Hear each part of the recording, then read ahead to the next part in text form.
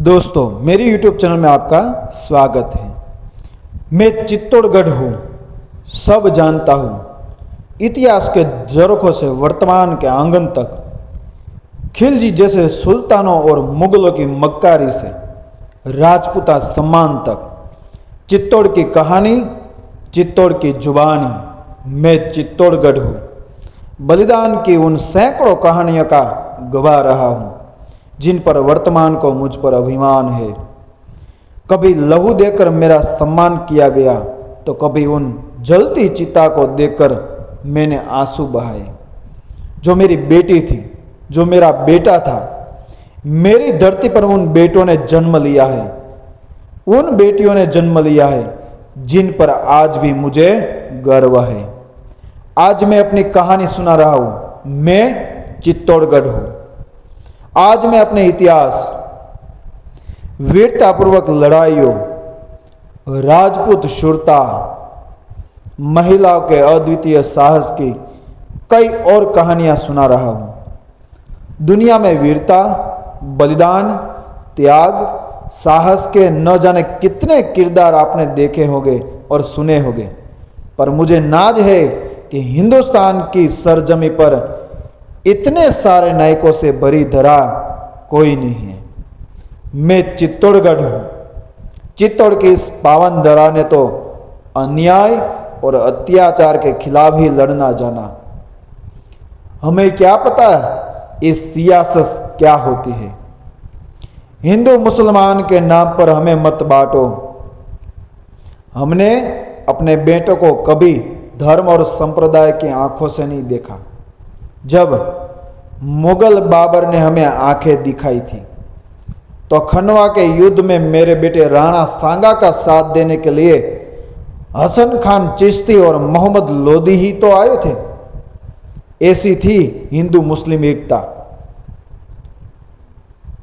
जब अत्याचारी अहमद शाह हमें लूटने पहुंचा तो हमारी राजमाता कर्णावती ने रक्षा के लिए अपने मुगल भाई हुमायूं को ही तो राखी भेजी थी।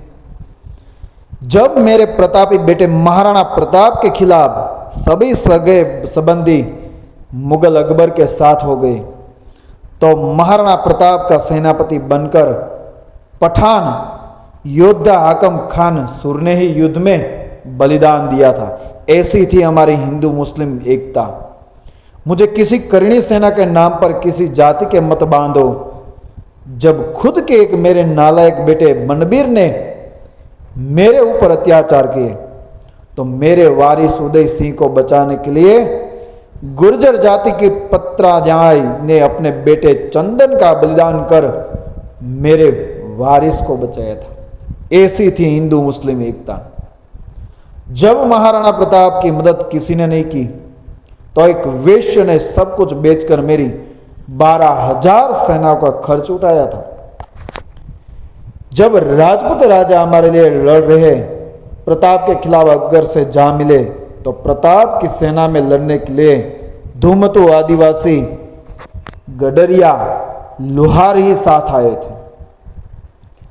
जब अकबर ने हमला किया तो किसी रानी ने नहीं बल्कि फुल कवर के नेतृत्व में मेरे गोद में चित्तौड़ के सभी महिलाओं ने आखिरी जोहर किया था। आज मैं अपनी पूरी कहानी सुना रहा हूं। ध्यान से सुनिएगा। 5वीं सदी में मौर्य वंश के शासक चित्रांगन मौर्य ने जब 7 मील यानी 13 किलोमीटर की लंबाई, 180 मीटर ऊंचाई, 692 एकड़ में फैले इस पहाड़ी पर मुझे बसाया था, तब किसी को पता नहीं था कि दुनिया का सबसे बुजुर्ग गढ़ में यानी चित्तौड़गढ़ हिंदुस्तान की माटी का तिलक बन जाऊंगा। मौर्य वंश के अंतिम शासक मानसिंह जी मौर्य के बाद मेरे पास 1728 ईस्वी सन में गोहिल वंश के शासक आए। गोहिलों के शासन के बाद रावल वंश का शासन चला। कहते हैं गोहिलों ने दहेज में राजकुमारी को एक किला भेंट दिया। रानी राजकुमारी से रावल वंश के वंशज बप्पा रावल की शादी हुई थी। 7वीं से 13वीं सदी तक मेरे वैभव का काल था, जब हमारी सुचिता, वैभव और पराक्रम की कहानियां दूर दूर तक कही जाने लगी। लेकिन 14वीं सदी से लेकर 16वीं सदी तक हमने सबसे बुरा दौर देखा। जाने किसकी नजर हमारे चित्तौड़गढ़ पर लग गई और रावल वंश के शासक रतन सिंह के शासन के दौरान 1303 में अलाउद्दीन खिलजी ने मेरे ऊपर हमला कर दिया। मेरे दोस्तों, हिंदुस्तान के सबसे सुरक्षित माना जाने वाला अभेद्य दुर्ग सबसे कमजोर भी हो सकता है। ये खिलजी की युद्ध नीति ने पहली बार सामने ला दिया। फिर यही से हम हमेशा के लिए कमजोर बनते चले गए।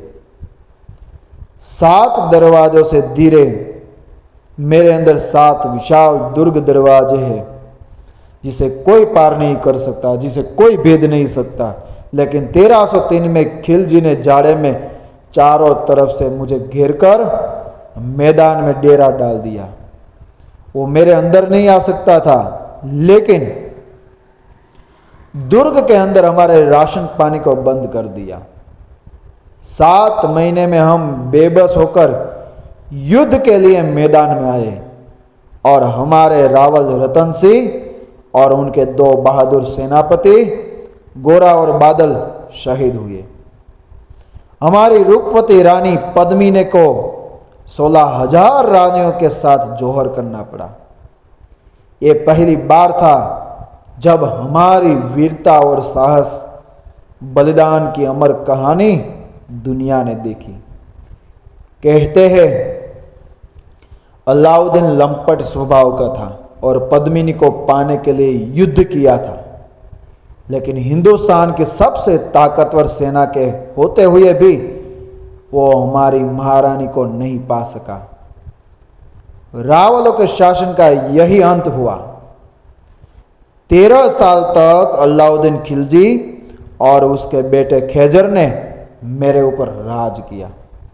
इस दौरान पूरे महल को तोड़ दिया गया और 1000 से भी ज्यादा मंदिर भी तोड़ दिए।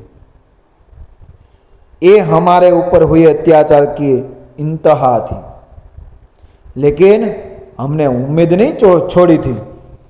उसके बाद गोहिल वंश के ही भाई राणा वंश के सिसोदियाओं ने हमारे ऊपर राज किया।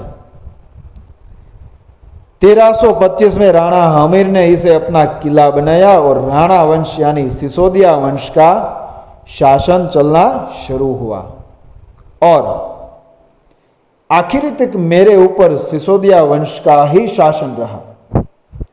मेरे ऊपर सबसे ज्यादा सिसोदिया वंश ने ही राज्य किया और इस वंश में कई प्रतापी राजा हुए, जैसे राजा रतन सिंह से लेकर महाराणा प्रताप चित्तौड़गढ़ पर शासन किया। महाराणा सांगा, महाराणा कुंभा भी चित्तौड़गढ़ के महान राजाओं में से एक हुए। इन राजाओं ने चित्तौड़गढ़ को एक अलग पहचान दिलाई। मैं यानी चित्तौड़गढ़ किला अभेद्य था। पहाड़ी के किनारे किनारे खड़े चट्टानों की पंक्ति थी।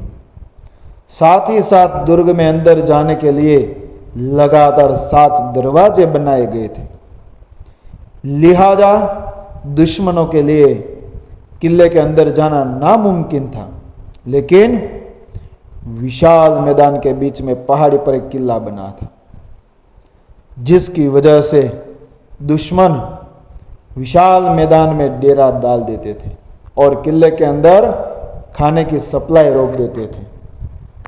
नतीजा, किले के दरवाजों को खोलने के लिए राजाओं को विवश होना पड़ता था और शत्रुओं की विशाल सेना होने की वजह से उन्हें हार का मुंह देखना पड़ता था। मेरे दोस्तों, उस समय रानी कर्णावती यानी रानी पद्मावती की कहानी तो आपने सुनी, लेकिन राणा सांगा की पत्नी जो कर्णावती का भी बलिदान भी हमारे गर्भ में छिपा है। जब गुजरात के शासन अहमद शाह ने 1535 ईस्वी में चित्तौड़ पर हमला किया। तब बाबर के साथ खानवा के युद्ध में घायल राणा सांगा की मौत हो चुकी थी। राणा सांगा के पुत्र विक्रमादित्य के व्यवहार से परेशान किसी राजा ने हमारी मदद नहीं की, तो कर्णावती ने हुमायूं को राखी भेजते हुए लुटेरे अहमद शाह के खिलाफ मदद मांगी। हुमायूं को कर्णावती का संदेशा देर से मिला और मदद करने वो नहीं आ पाया। 2 साल की लड़ाई के बाद अहमद शाह की जीत हुई और 1537 ईस्वी में हजारों रानियों के साथ एक बार फिर कर्णावती ने मेरे अंदर दुर्ग में जोहर किया। मेरे दोस्तों, ऐसा त्याग किया। कहानी अच्छी लगती है सब्सक्राइब करें, फॉलो करें, शेयर करें। जय हिंद, जय भारत, जय चित्तौड़।